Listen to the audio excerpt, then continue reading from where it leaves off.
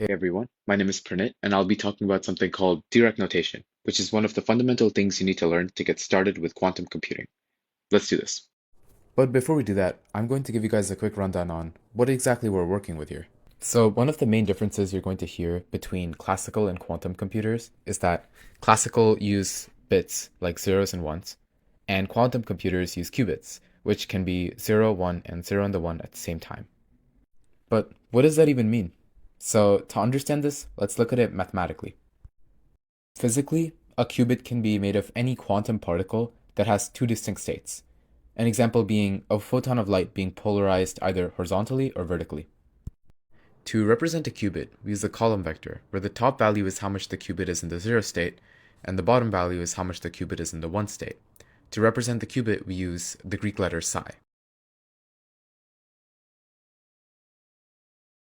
So other than the 0 and 1 state, there's also something called superposition, which is when the quantum particle is in both of the states simultaneously. Like with the photon of light, it's both horizontally and vertically polarized. So mathematically, we set the qubit to a column vector where the top value is how much it's in the 0 state and the bottom value how much it's in the 1 state. So this means that in the 0 state, since it's equal to the column vector 1, 0, it's completely in the 0 state and not at all in the 1 state. Same applies with the column vector for 1, where you can see that it's 0 in the 0 state and 1 in the 1 state. But if the value of the qubit has two non-zero numbers, then that's what we call superposition, where it's neither in the 0 or the 1 state completely. Now we can represent a qubit mathematically. If we have a qubit in superposition and we measure it, it collapses into the state that it's measured. This means that the value after the qubit is measured is going to be the state that it was measured in. So let's go back to the example of the photon in superposition of both vertically and horizontally polarized. If we measure it as horizontally polarized, then the value of the photon becomes horizontally polarized. So the same principle applies when we measure qubits. We can only measure a 0 or a 1. So after we measure a qubit, it immediately collapses into the state of 0 or 1. So what's the point of calculating how much it is in the 0 or 1 state? So the reason that we need those numbers is because it tells us what the probability is of the qubit being the 0 or the 1 state. So the probability of measuring the qubit of 0 is the magnitude squared of the amplitude of the 0 state. And the probability of measuring a qubit as 1 is the magnitude squared of the amplitude of the qubit in the 1 state. So if we take a look at this qubit, then we can see that the probability of measuring the 0 state is 75% chance, and the probability of measuring the 1 state is 25%. So if we go back to our definitions of the 0 and 1 state, it starts to make more sense. We can see that the probability of measuring a 0 in the 0 state is 100%, and the probability of measuring a 1 in the 1 state is 100%. Since there are only two possibilities when measuring a qubit state, the probability of measuring a 0 and the probability of measuring a 1 must add up to 1. And this can show us that the qubit that we were talking about before is a valid qubit because we can see that 3/4 plus 1/4 is equal to 1. And we can see that this qubit would actually not be valid because its probabilities add up to more than 1. And since the qubit collapses into the measured state after we measure it, we can see that every consecutive measurement would be the same as the value that it collapsed into. And this is because of the fundamental laws of quantum mechanics. Once we measure something, then it collapses into the value that it's measured into.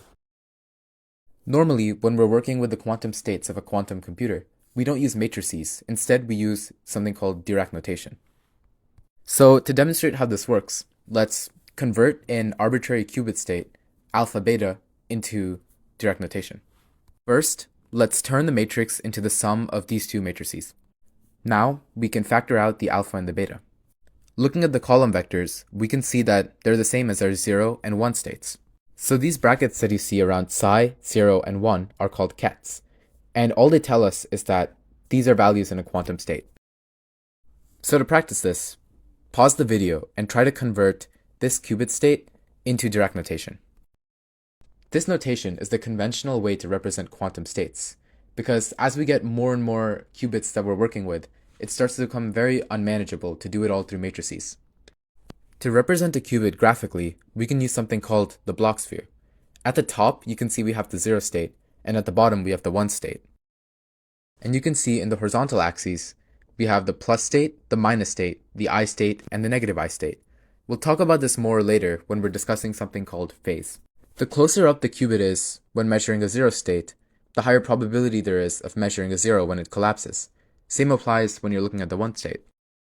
If we have an equal probability of landing a 0 or 1 state, we'll have the values 1 over root 2, 1 over root 2, and you can see how it sits directly in between the 0 and 1 state. Since the representation of a qubit is a sphere, you may notice that the value of the qubit can spin around. But that's not important as of now. We will discuss it more when talking about something called phase. For now, the most important thing to note is the closer it is to 0, the more probability of landing a 0, and the closer it is to 1, the higher probability of landing a 1. To practice, look at this state, 1 over 2, root 3 over 2, and try to figure out where exactly it would lie on the Bloch sphere. So as you can see, this state lies directly between the x-axis and the 1 state. This is because there's a 1/4 probability of it landing a 0 and a 3/4 probability of it landing a 1. And as you know, the higher the probability there is of landing a state, the closer it is to that state.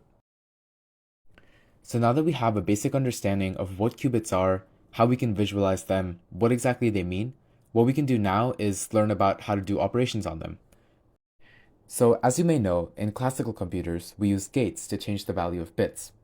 In quantum computers, we still use gates, but they function slightly differently. So firstly, we're going to be covering the most basic qubit gates, including the X, Y, and Z gates. So here are a few visuals of what exactly the X gate does through the Bloch sphere. So here on the Bloch sphere, you can see a couple visuals of what exactly the X gate does. Now the X gate, it translates the qubit pi radians around the x-axis. And here's the matrix form representation of the X gate. Now, here are a couple examples of the Y gate transformations visualized on the Bloch sphere. As you can see, it's very similar to the X gate, just done along the y-axis. And lastly, we have the Z gate, which rotates the qubit 180 degrees along the z-axis. If we apply any of these three gates twice, the qubit will rotate 2 pi radians and will end up in the original state that it started in. This means that the X, Y, and Z gates are their own inverses. Here are the matrix representations of all three gates. For now, you may ignore the imaginary numbers shown in the Y gate. These are very important when it comes to phase, but we will be covering that in a later video. To apply the gate, all you have to do is multiply the matrix representing the gate by the column vector representing the qubit. To practice this, try applying the X gate to the 0 state and see what happens. If done correctly, you should get the 1 state, the proof shown here. In Dirac notation, we still use matrices to represent gates, but when multiplying it to our qubit, we only have to look at the columns of the gate. So the first column of the gate indicates what the 0 state becomes, and the second column of the matrix represents what the 1 state becomes. From here, we can factor out the 0 and 1 states. Now, we're back in Dirac notation. Since quantum states are linear, if we apply a gate, for example U, we can see that it applies onto each of the states individually. Let's do a sample problem using the Y gate onto this qubit state. First, it factors into both of the 0 state and the 1 state. Now, the 0 state is changed into the first column, and the 1 state is changed into the second column of the gate. We are now able to factor out I and negative I from the column vectors. These are our 0 and 1 states again, so we can change them back. And we are now left with this state. Now, let's do a practice problem. Pause the video and show that applying the Z gate to alpha 0 plus beta 1 is equal to alpha 0 minus beta 1. So you might be taking a look at the answer and be wondering, well, what's the point of applying this Z gate? The probability of the superposition collapsing into the 0 state or the 1 state is still the same. Well, the application to this is something called phase, which will be the next lesson. So this was the first video explaining the fundamentals of Dirac notation. If you have any questions, feel free to ask us and we'll be getting back to you as soon as we can. If you would like more practice problems, check under the resources for this video. And good luck with your quantum journey.